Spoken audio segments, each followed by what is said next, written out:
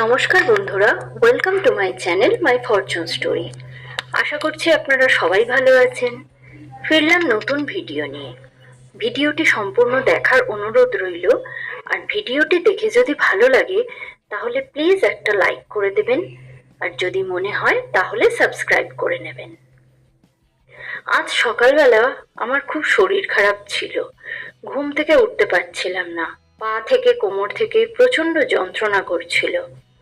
তো যাই হোক, তবুও তো কাজ করতেই হবে। তাই জন্য আমি কাজ করতে পারছি না দেখে দিব্য আমাকে অনেক হেল্প করতে চলে এলো। ঘুম থেকে উঠেই আগে আমি বিছানাটা তুলে নিই।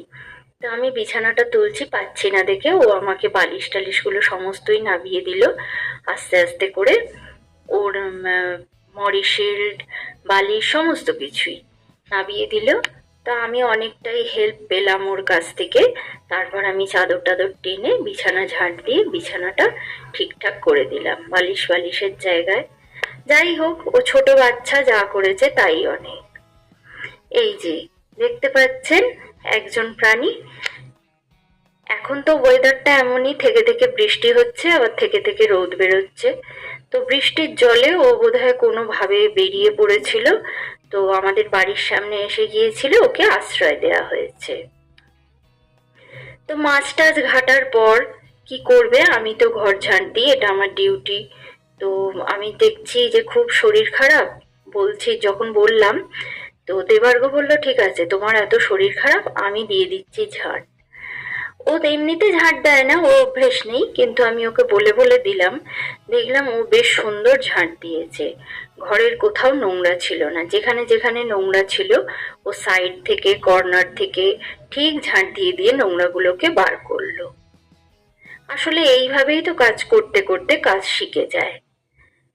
আমার প্রতি যে ওদের এই সিম্প্যাথিটা, আমার ছোট বাচ্চা দেবার্ঘ, পুটুও করতে এসেছিল কিন্তু ওর করার মতো তো কিছু ছিল না, তাই জন্য ও করতে পারেনি।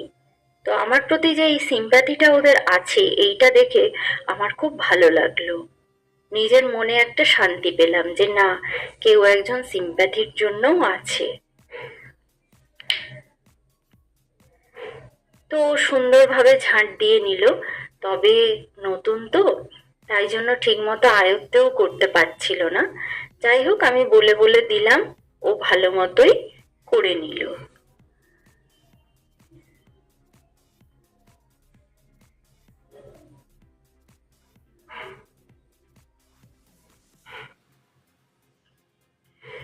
আসলে আমাদের বাড়ির আয়তনটা না অনেকটাই বড়, ঝাড় দিতে অনেকটা টাইম লেগে যায়।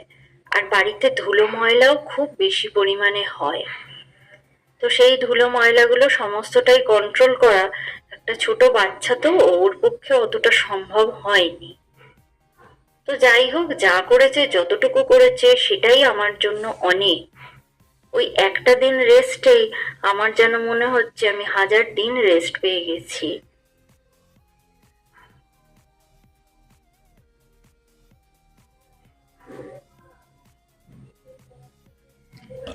ও ঠিক আমাকে যে দেখেছে যেভাবে পাপোশটাকে ঝেড়ে ঝেড়ে আমি ঝাড় দিই, ও ঠিক সেই রকমই দেখে দেখে শিখে নিয়েছে। শিখে নিয়ে এবার পাপোশ ঝেড়ে, জুতো সরিয়ে, সমস্ত কোনায় কোনায় ধুলো ঝেড়ে যেভাবে আমি ঝাড় দিই, ও দাঁড়িয়ে দাঁড়িয়ে দেখে সেই জিনিসগুলো। এখন দেখলাম ও ঠিক সেইভাবেই ঝাড়গুলো দিয়ে নিচ্ছে।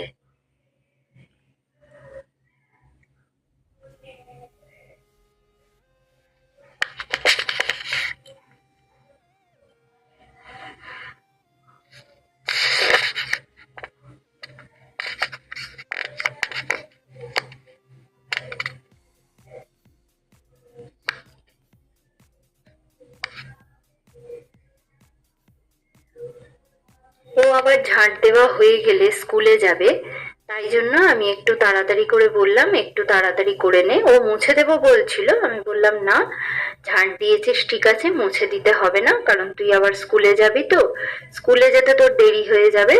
তো তুই তোর মতো ঝাড় দিয়ে চলে যা।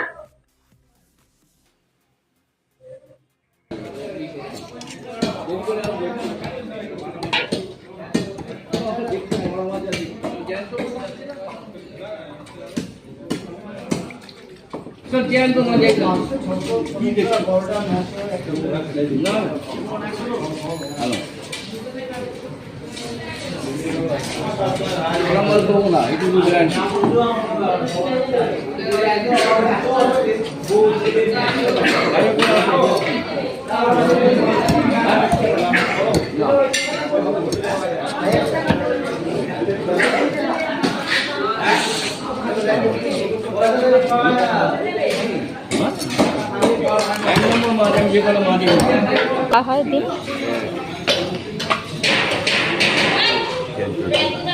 জ্যান্ত দেখে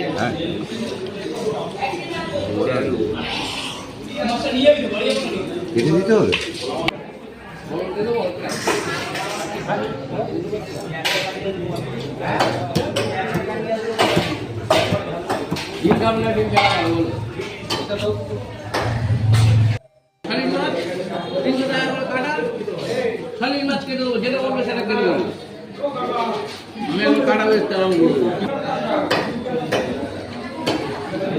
কত হলো?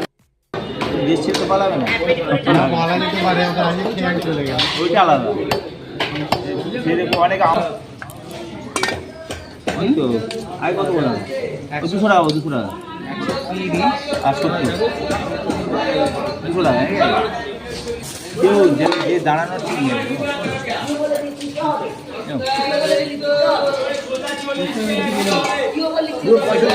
হ্যাঁ হ্যাঁ, ডাকলাম, লোককে ডাকলাম, খোঁজ দিয়ে দেবো, বলো।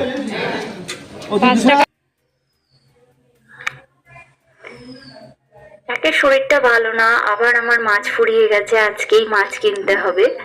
তো আমি বাজারে এলাম, দিব্যকে নিয়ে এলাম, কারণ দিব্যকে কে রাখবে। তো দিব্যকে নিয়েই আমি বাজারে এলাম, এসে মাছ টাছ কিনে নিয়ে গিয়ে একটু মিষ্টির দোকানে ঢুকলাম। যে ওরা আসবে বলতে আজকে তো বলা হয়নি, আজকে আসবে আমাদের বাড়িতে জগন্নাথ।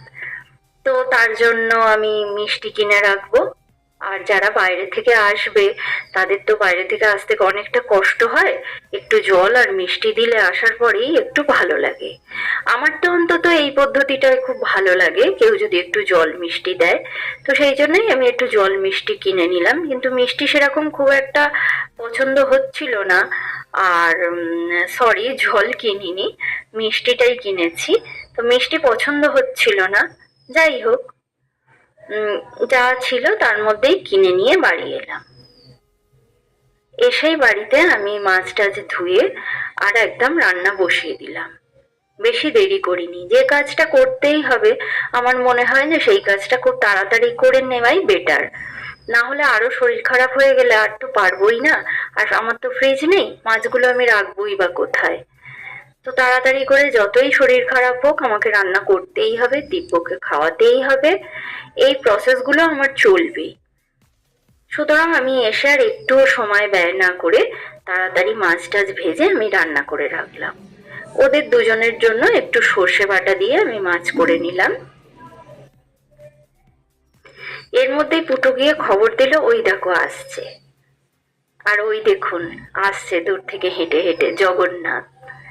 যে কথাটা বললাম আমি একটু আগে, যে আজকে আমাদের বাড়ি জগন্নাথ আসবেন, রথ উপলক্ষে উনি চলে গিয়েছিলেন মেয়ের বাড়িতে। জগন্নাথ তো যায় মাসির বাড়িতে, উনি গিয়েছিলেন মেয়ের বাড়িতে।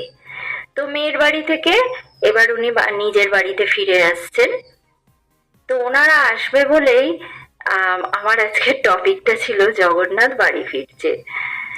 তো যাই হোক, ওনারা ফিরে এলো, একা একা আসতে পারবে না, অনেক দূর থেকে, তো তাই জন্য রিয়া আর দিদি ওনাকে দিয়ে গেল, কারণ ব্যাগও তো অনেকগুলো আছে, একজন তো ওনাকেই সামলাবে আর একজন ব্যাগ। আবার তার সঙ্গে আবার দিদি একটা লেবু গাছও কিনে এনেছে বসাবার জন্য। তা আসতেই আমি একটু মিষ্টি আর জল একটু শরবত করে দিলাম লেবু দিয়ে। ওরা এসেছে অনেকটা বেলাতেই, 1:30টা বেজে গেছে প্রায়। আসবার পরেই ওরা আর একটু জল টল খেয়ে বেশিক্ষণ বসেনি, মিনিট 15-20 পরেই ওরা খেতে বসে পড়েছে।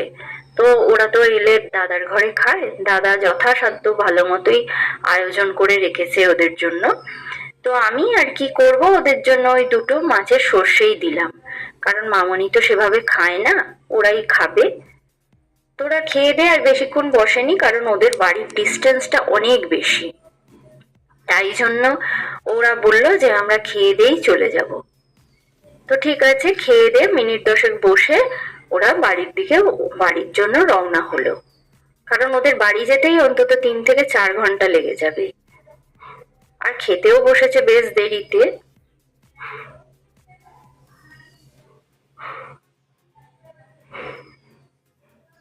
তো বিদায় জানাতে জানাতেই তো অনেকটা টাইম চলে গেল। এরপর যদি আরো বৃষ্টি এসে যায়, ঝিরে ঝিরে বৃষ্টি পড়ছে, মাঝে মাঝে তো বন্ধ হচ্ছে আবার হচ্ছে, এতটাই বৃষ্টি হয়েছে। ওরা যখন এলো তখন শুকনো ছিল, আবার যখন যাচ্ছে তখন একবারে বৃষ্টিতে জল উঠে গেছে অনেকটা করেই। তো এইরকম যদি পজিশন হয়, আরো যদি বৃষ্টি বাড়ে, ওরা তো বাড়ি ফিরতে পারবে না, তাই তড়িঘড়ি ওরা আগেই বেরিয়ে গেল।